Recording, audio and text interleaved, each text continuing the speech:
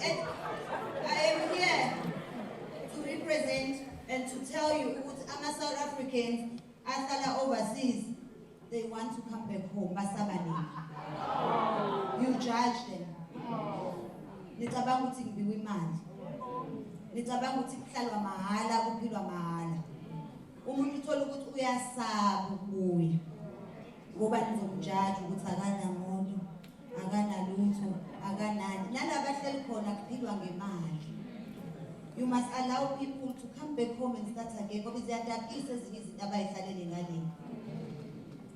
And ziyadabukisa neimpilo abayiphilayo. Bathi nje bafane nje nama celebrities ase South Africa bathatha ama donations.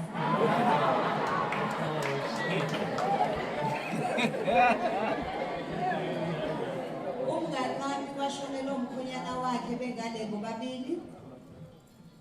Yathi family ubengasebenzi owesilisa. Bekusebenza umeme.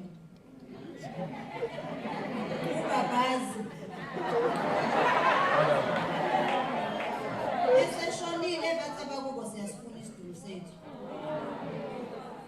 They have no idea how expensive it is. They do not understand. Wabuku sisi wenza amaprize bathi nje siyayifuna ingane yethu ngekungcwabele lapha. Thatha wahamba yomcremate wamfaka eplastikini esitayela. Uyabiza phela umdisi sisistulo.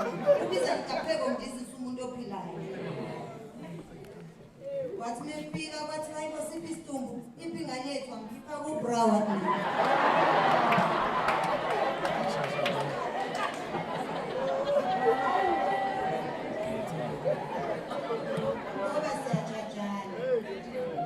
And now South Africans akangihlekisi umfuthelele New York una 12 years.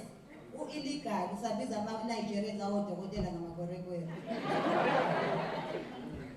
Ngoba sazi omunye umngane omahamba 3 years wathi mebuya umbuyana wakho amenzela i-farewell.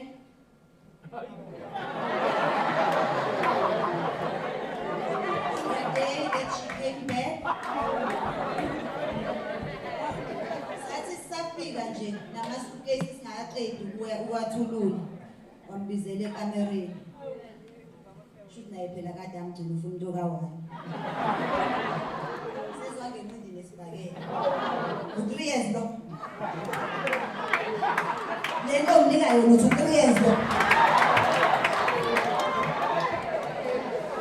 U3 years lo nje.